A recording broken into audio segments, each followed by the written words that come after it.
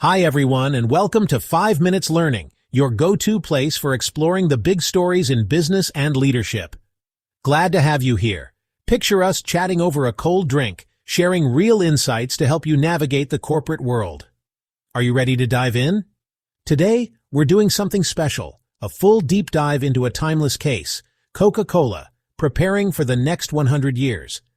Why does this story matter so much? Let's find out together. It's early 2020. James Quincey, the 14th chairman and CEO of the 133-year-old Coca-Cola company, is leading a massive transformation. What would you do in his shoes?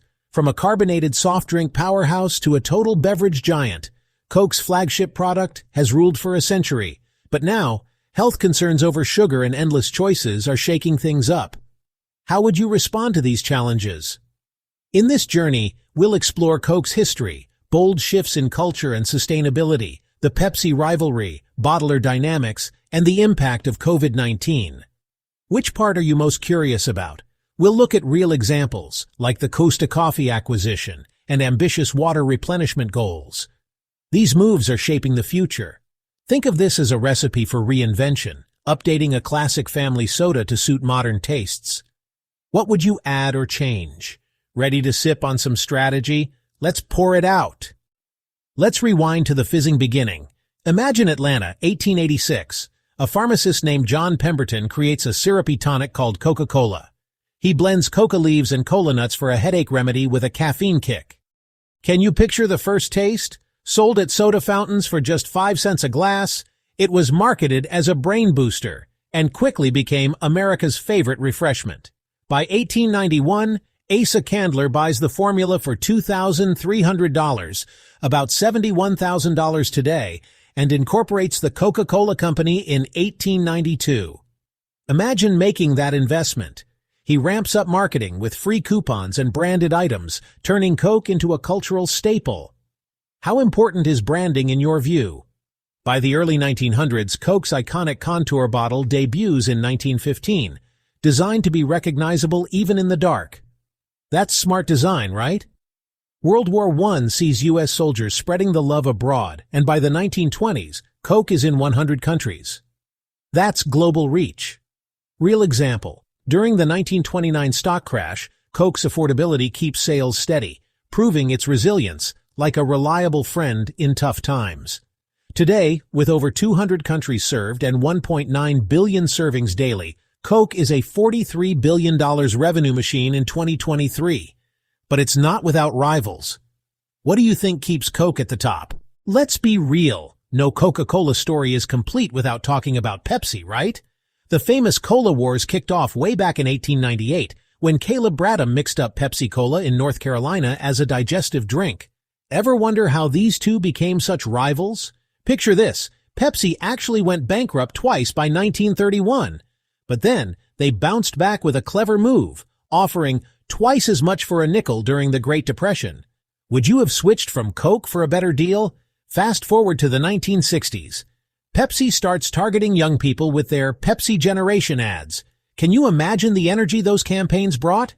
Meanwhile, Coke leaned into nostalgia. Remember the 1971 Hilltop sing-along? Which approach do you think connects more?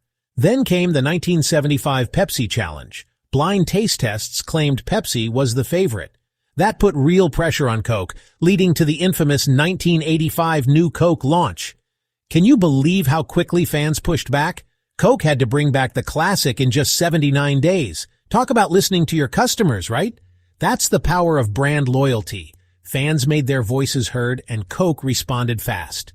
And then there's Pepsi's star power. Think Michael Jackson, Beyoncé, and more.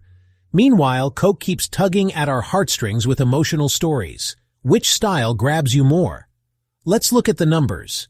In 2023, Coke holds 43.7% of the global soft drink market, while Pepsi's at 25.9%. But here's a twist. PepsiCo's $86 billion revenue beats Coke's $43 billion, thanks to snacks like Lay's. Surprised? Here's a fun one. In the 1980s, Pepsi ran a wild space promotion, even got into a lawsuit over a Harrier jet ad. That's some bold marketing, don't you think? But Coke's been a proud Olympic sponsor since 1928, building loyalty that lasts for generations. Which would you bet on? Flashy stunts or steady partnerships, this rivalry, it sparked tons of innovation, like diet sodas and new flavors. But in the end, Coke's brand value, $57.5 billion in 2023, still keeps it ahead. What do you think makes a brand truly stick? Want to know Coke's secret weapon? It's their franchised bottling system, running since 1889. The company sells concentrate to over 250 independent bottlers worldwide. Imagine managing that network. These bottlers handle everything, production, packaging, and distribution, in their own territories. Would you prefer to control everything or trust local partners? It's a smart setup.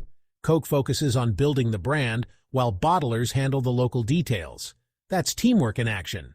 Ever seen how a handshake can seal a big deal? That's how these partnerships thrive. Here's a recent example. In 2020, when COVID hit, bottlers quickly shifted to e-commerce. At-home sales jumped 20%, even as restaurants struggled. How would you have adapted? This partnership model? It's why Coke reaches 200 countries without owning all the factories. Local know-how meets global strategy. Pretty impressive, right? Enter James Quincey, CEO since 2017 after 21 years at Coke. A Liverpool engineering grad fluent in Spanish, he rose through Latin America, leading acquisitions like Yugos del Valle in Mexico. By 2020, Quincey's transforming Coke from CSD-focused, flagship Coke, 100-year bestseller, to a total beverage company. Why?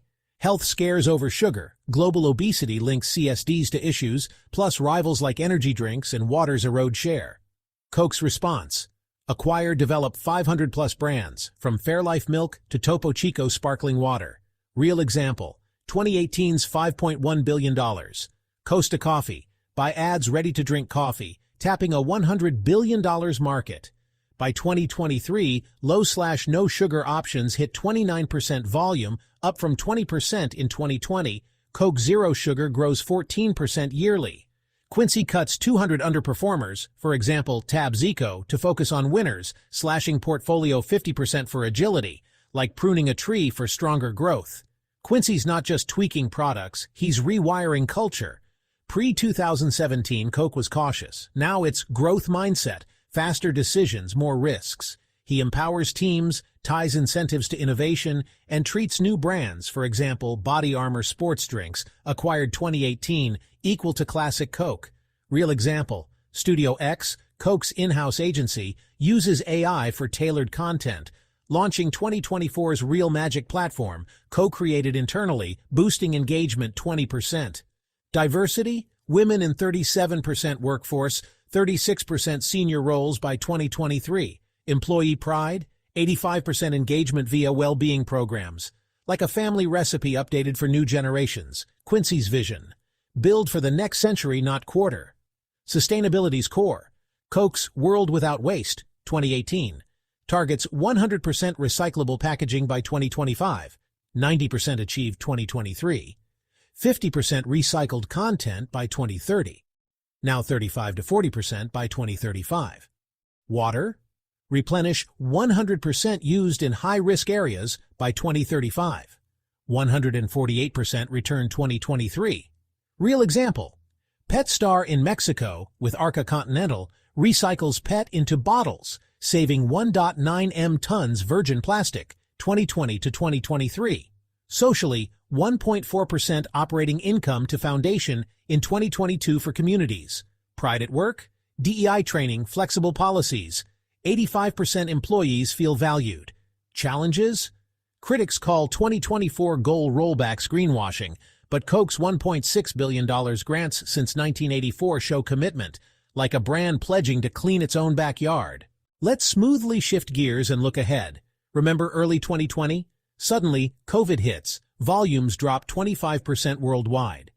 Imagine being in charge as away-from-home sales plunge by 50%, while at-home sales rise 10% as people stock up. How would you have responded in that moment?